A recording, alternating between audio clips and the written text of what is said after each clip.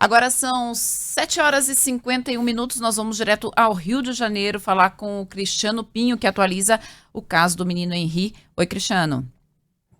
Oi, Ellen. Bom dia para você, Megali, e a todos os nossos ouvintes. Ontem tivemos reprodução simulada do caso, considerada fundamental pela Polícia Civil para poder identificar a autoria aí da morte do menino Henri. Afinal, pelo laudo elaborado pelos peritos da corporação, já foi possível determinar que não foi um acidente doméstico que aconteceu, como a mãe, a Monique Medeiros, e o padrasto dele, o vereador Jairinho, sustentam. Chegaram a cogitar, inclusive, uma possível queda da cama para justificar essa morte do menino, de 4 anos de idade apenas, no dia 8 de março desse ano.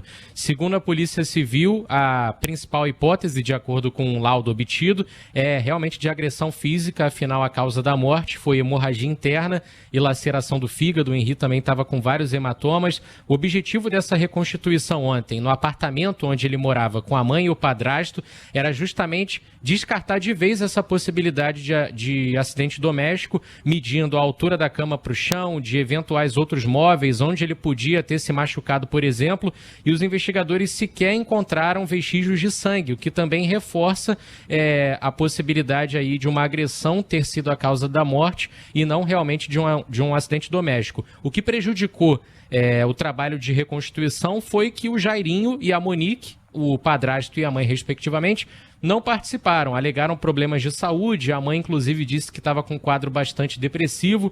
A defesa chegou aí à justiça para tentar adiar essa reconstituição, mas não conseguiu, já que o judiciário entendeu que, por ser um processo que gera custos ao Estado e fundamental também para o inquérito, ele deveria acontecer ontem mesmo. Os policiais utilizaram um boneco com altura e peso semelhantes ao do Henri para poder fazer ali algumas encenações com base no que foi colhido nos depoimentos de aproximadamente 20 testemunhas até agora, e a gente espera que nas próximas semanas já haja aí mais um resultado com relação a essa nova perícia, no caso a reconstituição, mas se juntando a uma nova perícia que foi feita para poder determinar aí de forma mais técnica o que exatamente aconteceu, já que os depoimentos, pelo menos alguns deles, não estão batendo. A Polícia Civil ainda não fechou esse inquérito para enviar para o Ministério Público, justamente por essa cautela para produzir provas. Os investigadores eles já avançaram bastante no que diz respeito a descartar algumas hipóteses, mas se não houver provas robustas na hora de oferecer o indiciamento, pode ser que esse inquérito volte para a Polícia Civil. Que história horrorosa, meu Deus. Ô Pinho, aproveitando aqui a sua presença, estamos chegando ao último fim de semana daquilo que batizamos aqui de Lock in Rio, né? O feriadão, mega feriadão no Rio de Janeiro. E aí, quais são as informações? O pessoal está respeitando o distanciamento? O que foi preparado aí para esse último fim de semana? E quais são as novidades no sentido de novas medidas tomadas pelo poder público? Saiu um decreto hoje, inclusive, viu, Megali, no Diário Oficial aqui do município do Rio de Janeiro. As medidas estão estendidas até a próxima quinta-feira, mas na sexta-feira, dia 9 de abril, já estão previstas flexibilizações em várias atividades. Então, reforçando, até a quinta-feira que vem aqui na capital, se mantém as mesmas restrições, com exceção das escolas, que já podem voltar a funcionar com aula presencial, inclusive. A partir de segunda-feira, é uma bandeira do prefeito Eduardo Paes que diz que a escola tem que ser a última a fechar e a primeira a abrir, se realmente tiver que ser fechada por algum momento. Aí, a partir da sexta-feira, a gente já vai ter novamente a liberação para o funcionamento de bares, restaurantes, quiosques na orla, com consumo no local, mas com horário estabelecido aí, tem que fechar até às 9 horas da noite, com uma tolerância de 1 hora para fazer a arrumação do estabelecimento e respeitando sempre ocupação reduzida, distanciamento entre os clientes e também o uso obrigatório da máscara. Flexibilização de algumas outras atividades que antes estavam proibidas, museu, cinema, jardim zoológico, aquário, tudo com horário pré-estabelecido também. O que vai continuar suspenso é o funcionamento de boates, casas de show, danceterias, acesso às cachoeiras também vai continuar permitido, assim como as praias. No caso das praias, só está permitida a prática de atividades físicas individuais, mas a permanência na areia, o banho de sol e de mar e também o comércio ambulante vai continuar restrito. Sobre como reage a população Pinho, até esse momento... Diga, Miguel. Só para não perder o fio aqui. Claro. Isso tem funcionado? Esse negócio de liberar a areia só para o exercício? Até bate com o que eu ia falar agora, sobre o respeito da população ou não. No caso das areias das praias, não tem funcionado. Já está bem melhor do que a gente observou em outros momentos da pandemia.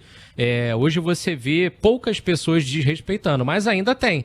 E a prefeitura não dá conta de fiscalizar a orla inteira, são dezenas de quilômetros de extensão. O que você percebe é que volta e meia passando pela orla, tanto da Zona Sul como da Zona Oeste, vai ter gente tomando banho de sol, vai ter gente tomando banho de mar. E a menor parte das pessoas que vai estar na areia quando você passar vai estar fazendo atividade física individual. Isso é o que a gente tem notado, mas já há uma redução no número de pessoas que diz respeito ao decreto. Teve época da pandemia de a gente passar na praia completamente interditada e ver Ipanema completamente lotada. Você não conseguia nem visualizar a faixa de areia, já que era guarda-sol de tudo que é lado. Agora, aos poucos, a população parece estar tomando uma consciência melhor sobre a importância de seguir essas restrições, mas essa liberação aí de atividade física individual não dá certo. Todo mundo acaba usando isso como pretexto para burlar, porque na hora que o guarda vai abordar, o cara vai falar, tô dando uma corridinha aqui, e na verdade não tá. O cara tá tomando sol, parece o guarda Tem municipal. Meme, Não, que eu é tô, um eu tô... tiozão barrigudo, se tomando uma cerveja, aí quando o guarda tá chegando, ele começa a fazer polichinelo. Assim, meio o cara tá isso, deitado, não, eu tô descansando entre as minhas sequências de abdominal. Infelizmente as pessoas fazem isso mesmo. E o Rio de Janeiro tem o quê? 80 quilômetros de orla, né, Pinho? Não tem, por aí. Não tem condição de você. Mas é uma coisa meio... Às vezes A as pessoas polícia tem ficam mais o que mandando fazer, aqui... né? Então, as pessoas ficam mandando aqui às vezes assim, não, mas tem fulano caminhando na rua, assim, mas... Eu fico pensando assim, a gente precisa de uma tutoria, você parece criança, tem que ficar alguém, né, fazendo tutela da gente o tempo inteiro. Quer dizer, tem uma pandemia, as pessoas estão morrendo.